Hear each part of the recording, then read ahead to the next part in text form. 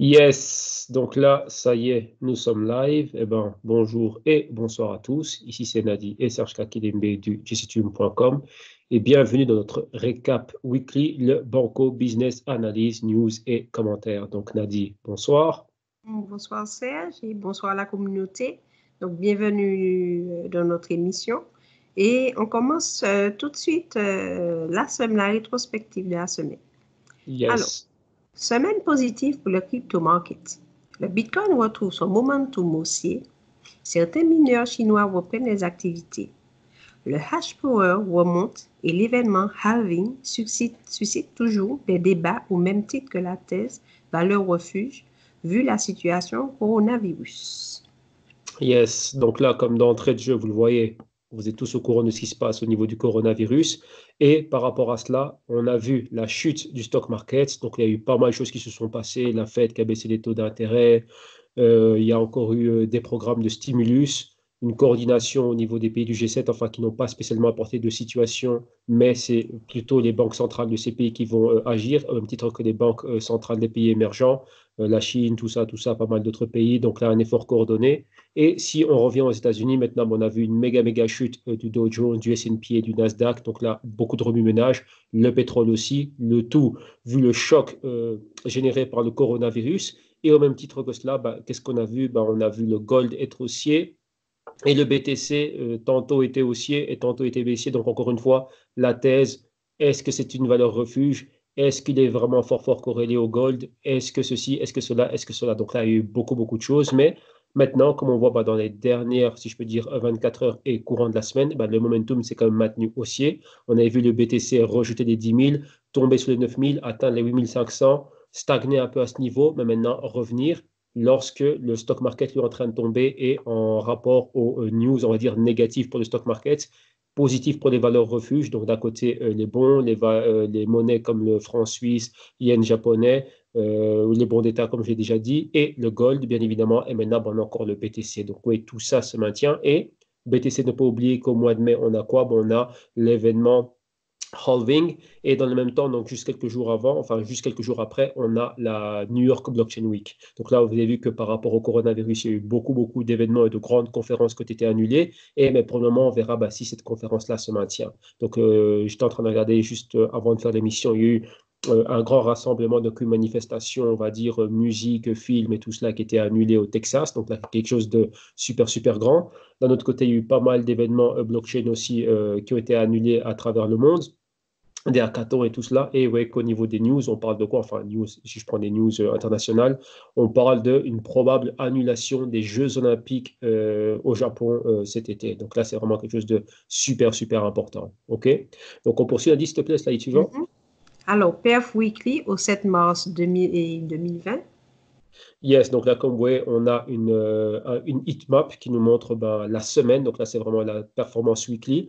Et la market cap est aux environs enfin, légèrement au-dessus des 260 milliards de market cap. Comme vous le voyez, tout est dans le vert complet. Donc là, rappelez-vous, hein, c'est vraiment en contraste avec ce qui se passe à Wall Street. Donc Wall Street était baissier durant toute la semaine. On va dire que la semaine a été très mouvementée, majoritairement baissière. Et dans la dernière heure on va dire, de la dernière session de ce vendredi, enfin de vendredi, là, les marchés sont remontés. À un moment donné, on avait une chute de 1000 points et je pense qu'on a clôturé avec 252 points, donc moins 252 points. Donc, c'est déjà mieux que 1000 points. Donc là, il y a quelques compagnies qui ont pu se sauver. Donc, il y a eu des achats, on va dire, dans la dernière heure. Mais lorsqu'on regarde la performance crypto, comme vous voyez à l'écran, bah, BTC plus 6% pour la semaine, Ethereum plus 11%, le XRP pratiquement du plus 7%, BSV en hausse, enfin tout en hausse, XTZ, Algo, tout ça en hausse et même les stablecoins. Donc, qu'est-ce qu'on voit? On voit qu'il y a une réinjection de capitaux dans tout l'écosystème, hein, et les stablecoins et le BTC et les cryptos alternatives. Donc là, voilà en gros ce qu'on peut constater. Donc là,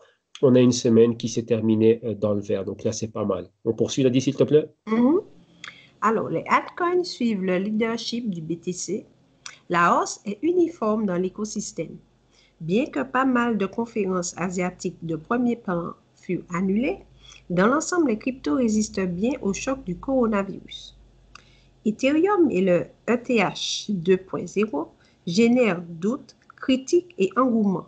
Ripple progresse et consolide les corridors de paiement transfrontaliers.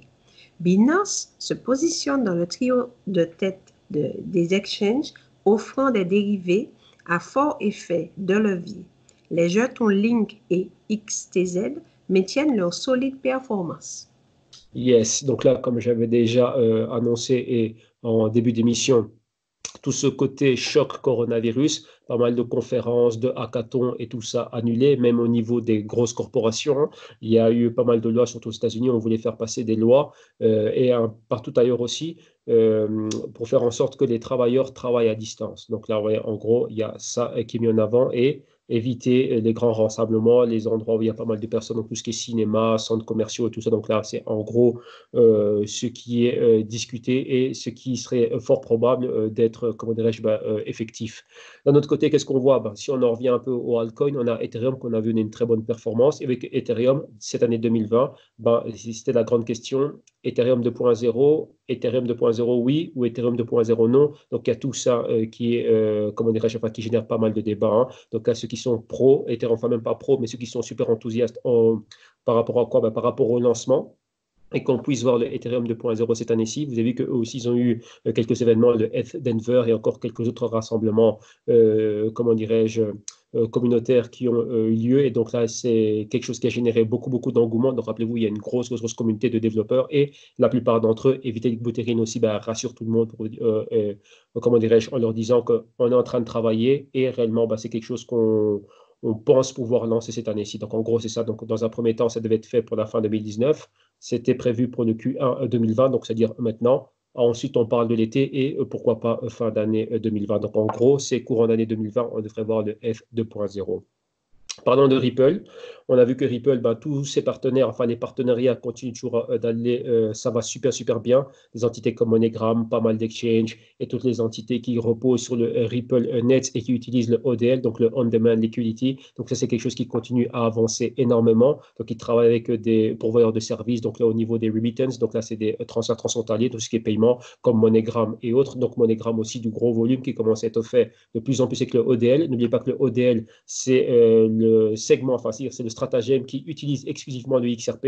Donc, c'est quelque chose de super, super intéressant.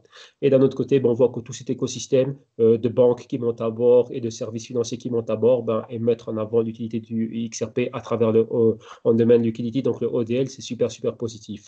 D'un autre côté, on passe à Binance.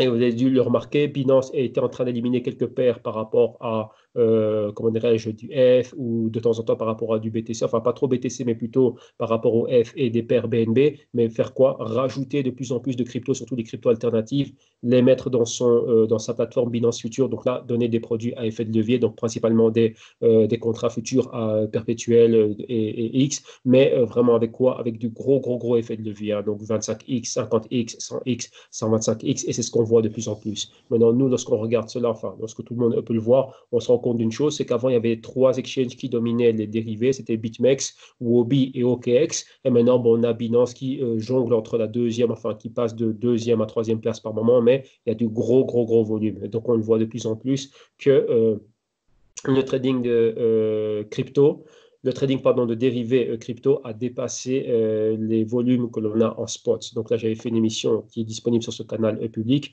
dans lesquelles vous voyez que je parlais de cela et selon les statistiques, on voit que le trading à effet de levier, enfin de produits dérivés, dépasse de loin les volumes que l'on a au marché spot. Donc là, c'est un fait.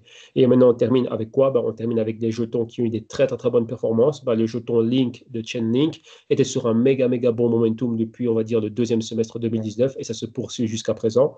Et d'un autre côté, on a le jeton XTZ, donc de la blockchain Tezos aussi, qui avait un excellent momentum. Beaucoup, beaucoup de cas d'utilité pour leur blockchain. Une équipe très, très, très dynamique et ils vont de l'avant, surtout au niveau de tout ce qui est tokenisation, donc la STO, et mettre en avant ce côté service financier et une blockchain multi plateforme, on va dire, comment dirais-je, multitâche et multifonction. Et donc, c'est quelque chose de super, super intéressant. Donc là, deux projets à surveiller de très près. Et vous voyez qu'ils sont, dans un premier temps, ils étaient dans le top 20.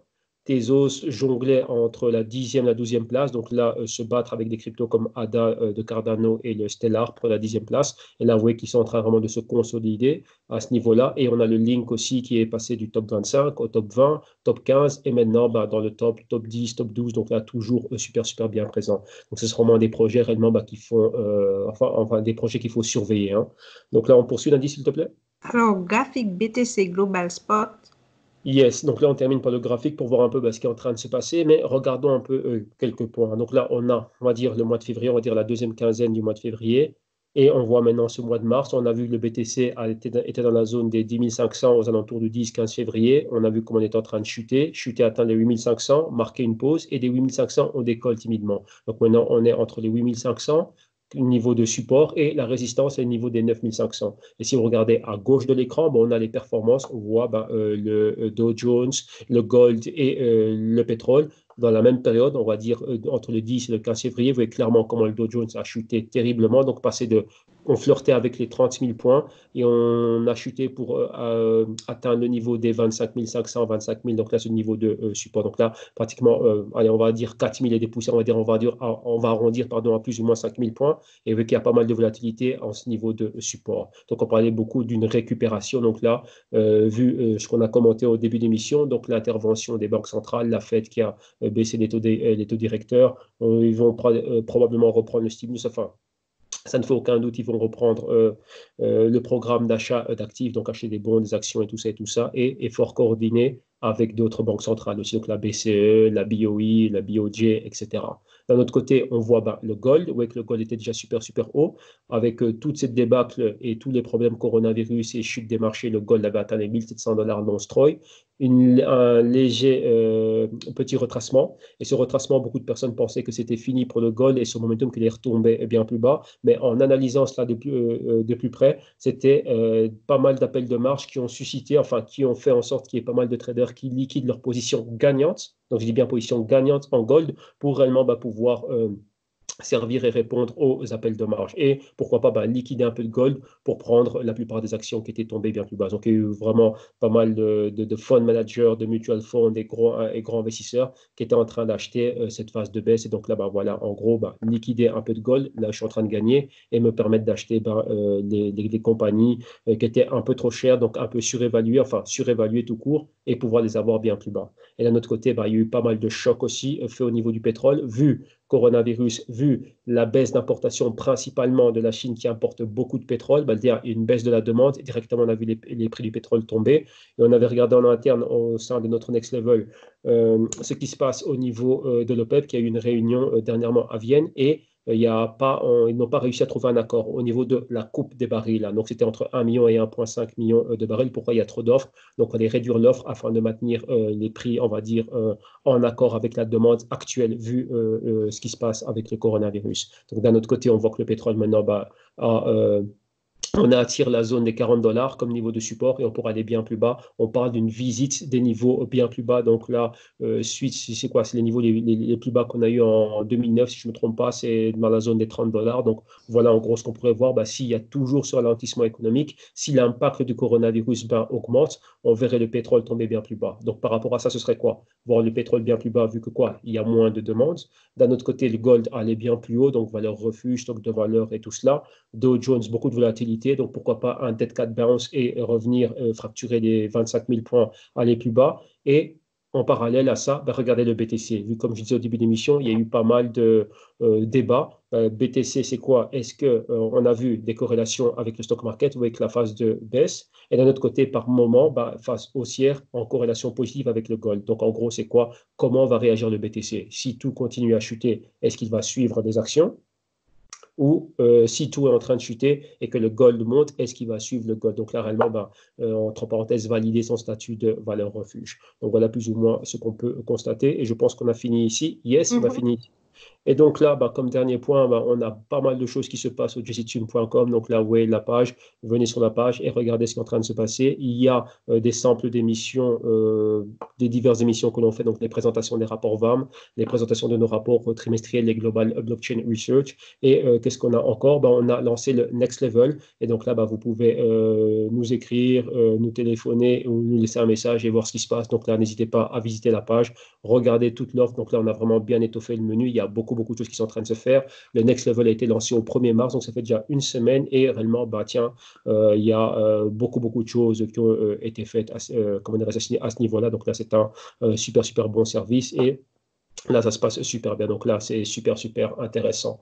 Donc voilà. Et donc là, regardez ce qu'on a, comment dirais-je, tout ce qui est disponible sur le canal public. Donc, vous allez voir qu'il y a pas mal de vidéos de présentation qui présentent les différentes sections et les différents services et solutions que l'on offre du site youtube.com. Et donc, voilà. Donc là, pour tous ceux qui nous suivent, qui sont avec nous en interne, on se retrouve au quotidien. Et pour tout le monde, ben, on verra si on sera là la semaine prochaine. Pourquoi je dis bien on verra? Parce qu'on a énormément de travail, il se passe vraiment beaucoup de choses, mais on tentera toujours de faire des petites vidéos comme ça et maintenir un peu tout le monde au courant et être en interaction avec la communauté. Donc, c'est toujours un plaisir. Donc, voilà. Pour ma part, ben, moi, je pense que c'est fini hein, ici, Nadie. Donc là, le dernier mot, c'est pour toi. Ben voilà. Donc, ben, je vous remercie de nous avoir écoutés et je voudrais vous dire de faire attention au corona quand même, puisqu'il y a pas mal de cas, tout au moins en France. Donc voilà, Yes. prenez pas mal de vitamine C, des choses, des produits un petit peu, des fruits, des légumes, des choses fraîches, voyez. Et puis voilà, et surtout, prudence lorsque vous investissez. Allez, bye bye, à la semaine Yes. prochaine. Ciao, comme on a dit, ben, focus et prudence. Un grand merci à tous. Ciao.